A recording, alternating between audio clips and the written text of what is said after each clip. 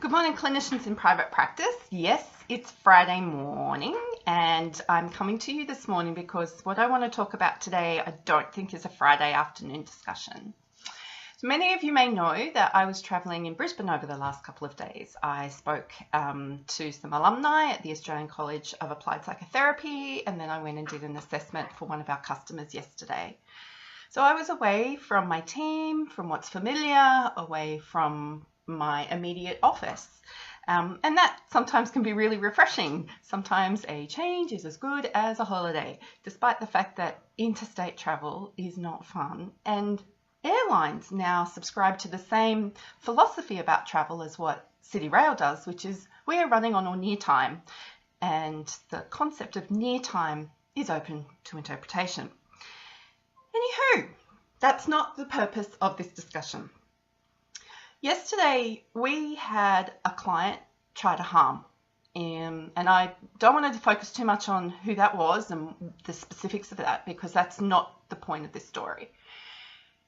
This person was known to us. We weren't aware that that there'd been any suicidal ideation in the past, and he chose to communicate directly with one of the clinicians here, which I'm very grateful that he did, and it was a significant risk.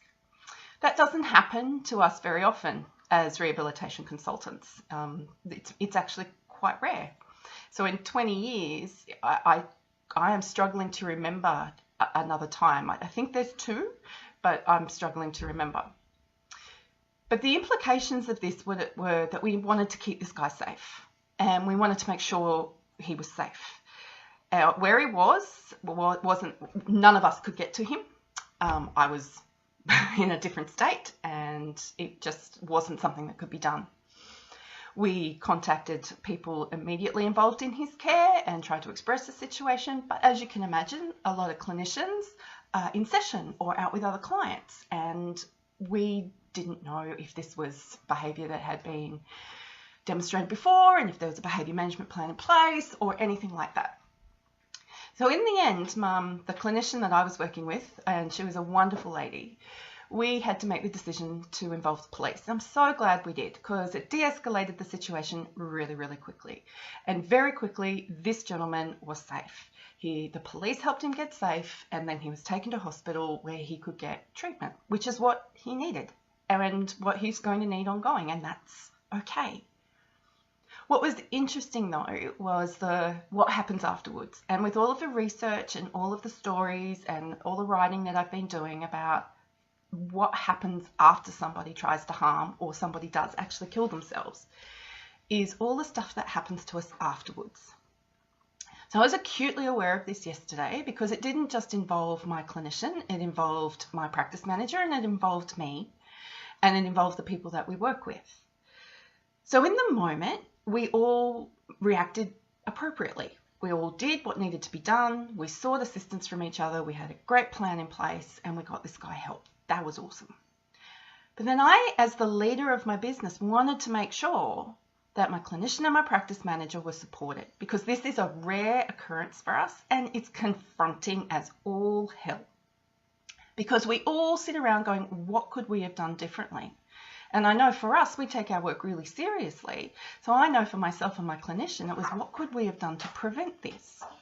Yes, that is normal. That is nothing unusual there. But if we don't talk about it and we don't normalize it, then it can turn into something unhelpful and ugly and disabling for us. So a couple of hours went by, and then my clinician called me up going, I've been asked to write a step-by-step account of what's going on and what I did and when I said it and what I said, and I don't think I can do that. And the thought struck me was, yeah, I get why people want that, and I understand that that's important, but if I don't support her writing this out and understanding why she's been asked to do it, it's going to re-traumatize her because it's going to consistently reinforce the question, did I do enough? Was I good enough? Is someone going to find fault with what I did?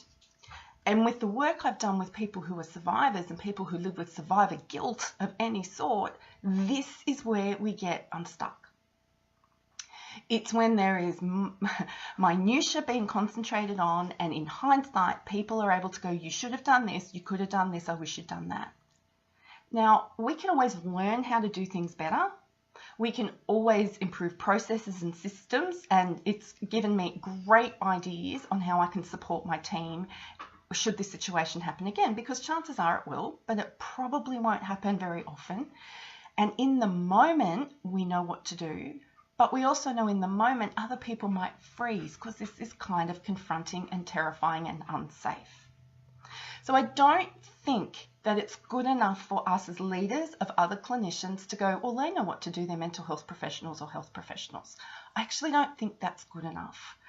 I think we can have that expectation, but I think we as leaders in our business need to then understand what goes on after that immediate crisis for our people. How do we love them? How do we support them? How do we encourage them? And how do we help them feel safe? So if you've been triggered by anything that you've heard in here today and anything that I've talked about, I encourage you to reach out, because this is not a comfortable topic. It's not sexy, but it's real. And I've posted about GP suicide rates this week, and you know I've written about suicide in the past. So this is real. Taking one's own life is a choice for people. But the people who are left behind, those of us who have to live afterwards, that's not necessarily a choice for us. So if you need help, if you need to talk to somebody about this, if you need to reach out, please do so. There are so many resources. I'll put the link to my blog post underneath this video today so you've got somewhere to go. If you don't have a management plan in your clinical practice around what to do, who to speak to, how do we care for ourselves, how do we care for others when somebody wants to hurt themselves or others, can I encourage you to put one together? I think this is as important as having a cancellation policy, as having a court procedure, a subpoena procedure. I think it's that important. So that's what I'm going to be working on in Purple Co over the next couple of days and encouraging my team to participate in, because I don't want us to live with the guilt of what we could have done differently and what we could have done better. So this is real in private practice. We get to deal with people when they're at the most vulnerable, so we need to focus and concentrate on this. So the good news is this gentleman is being seen, he is supported, he is in care. The great news is my team is stable, we are supported, we are cared for. Great news moving forward is that we will know what to do and how to do this, and we will have a culture of we take care of each other around here. So this is private practice, and it's Friday, and I wish you a great day and a great rest of the week.